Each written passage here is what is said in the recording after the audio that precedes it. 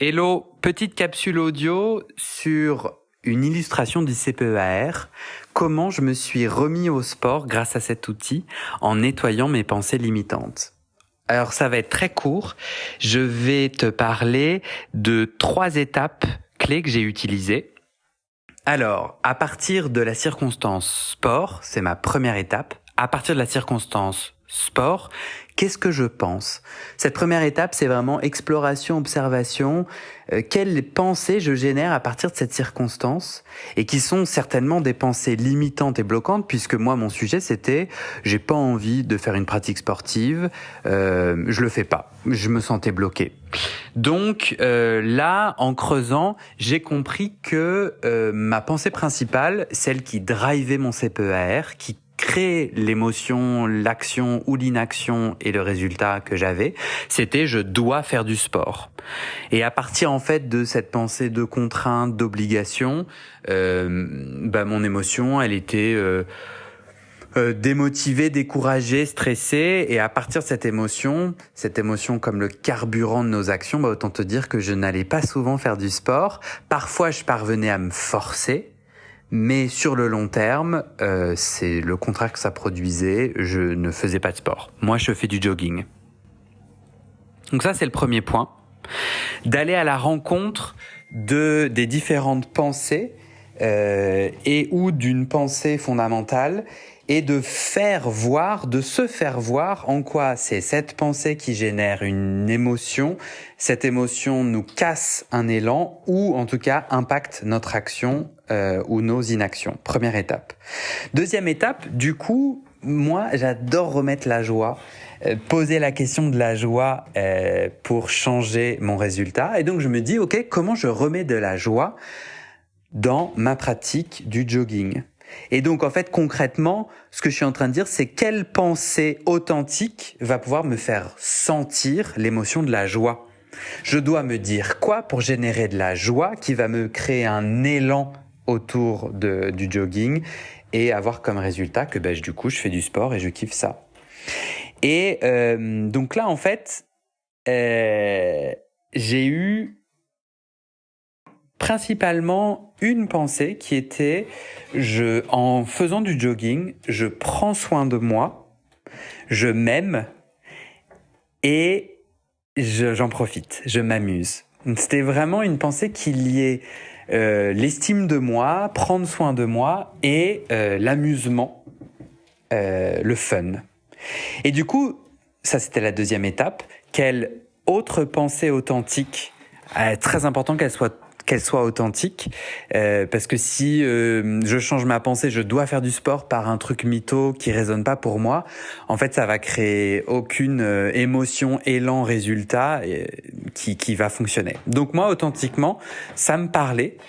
Je suis d'ailleurs, pour la trouver, je suis allé chercher des pensées que j'ai eues à propos du sport, à des moments de ma vie où aller courir me faisait plaisir, me faisait du bien, me mettait en joie. Je suis allé chercher les pensées que j'avais à ce moment-là. Deuxième étape. Troisième et dernière étape, à partir de cette pensée de joie, de cette pensée de je prends soin de moi, je m'amuse, quel élan, quelles idées, quelles actions me viennent. Alors moi, il s'est passé en fait plein de choses, c'est-à-dire j'ai eu plein d'idées, d'actions à mettre en place. Je me suis dit si l'enjeu c'est de m'amuser et d'être inspiré, de prendre soin de moi, premièrement, faut que j'arrête d'être connecté à la performance. J'avais ma montre, mon téléphone qui suivait exactement combien de kilomètres je courais, etc. En fait, je me rendais compte que je me forçais à courir beaucoup plus vite que mon bon rythme, que le rythme pour prendre soin de moi ou pour m'amuser. J'étais dans un rythme de performance et que quand j'étais fatigué, j'accélérais. Donc première chose, pour que mon expérience soit dans la joie, dans l'amusement et prendre soin de moi. Premièrement, la question du rythme. Deuxièmement, le lieu. Je me suis rendu compte que courir dans la rue, c'était pas possible pour moi.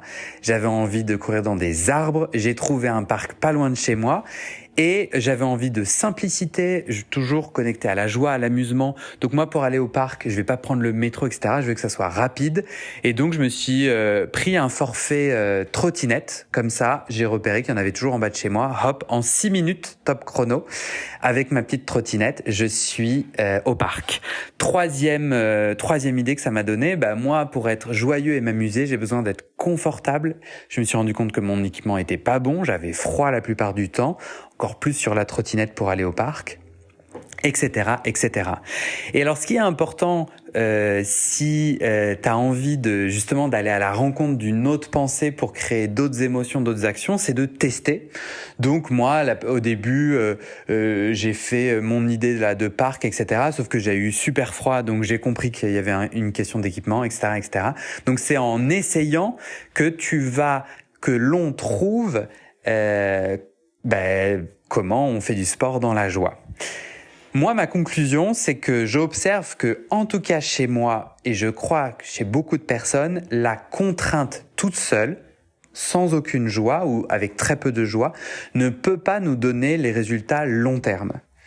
En revanche, une fois que moi, là, j'ai ma pensée de joie et tout plein d'actions, mon confort, l'espace, ma façon de faire du sport qui me met en joie, je vois que les jours où il pleut, ou bien les jours où je suis un peu fatigué, j'arrive bien à créer un peu de contrainte, enfin à aller un peu dans la contrainte. Et un des points clés, toujours dans la joie et de prendre soin de moi, c'est ok si après un tour de parc, en fait, j'ai pas envie d'être là, j'ai mal, je suis fatigué, c'est ok, j'accueille le fait que j'ai le droit de rentrer, que je peux être hors performance et je rentre chez moi. Et ça a vraiment débloqué beaucoup de choses parce que ça m'arrive une fois sur 5, par exemple, que je fasse juste un tour et que je me dise non, aujourd'hui c'est pas bon. Mais la plupart du temps, au bout d'un tour, j'ai trouvé mon rythme et hop, j'en fais au moins un deuxième. Et donc, j'ai observé qu'en sortant de la contrainte de dire il faut que je fasse du sport, c'est ainsi que en mettant joie et douceur, c'est ainsi que j'ai réussi à courir plus longtemps, à améliorer ma performance au final. Même si je ne la traque plus, je vois bien que je fais plus de tours qu'avant et que je vais même plus vite. C'est ça qui est intéressant. Et c'est l'autre élément super intéressant, c'est que la pensée limitante, celle qui nous dit tu dois faire du sport, qui met son habit, son plus bel habit pour nous dire non mais je dis ça pour te faire plaisir, pour te faire du bien, pour prendre soin de toi, tu dois faire du sport. En fait, on se fait croire que à partir de cette pensée, c'est pour notre bien qu'on l'a et que la suite découle. En fait, c'est le contraire. J'ai observé que à partir du moment où je me disais je dois faire du sport, je ne faisais pas de sport. Et pour autant, je me disais oui, il faut se forcer, c'est pour mon bien. Au contraire, douceur et joie m'ont amené plein de chouettes résultats. Voilà, petite application du CPEAR sur ma reprise au sport. Dis-moi ce que t'en as pensé.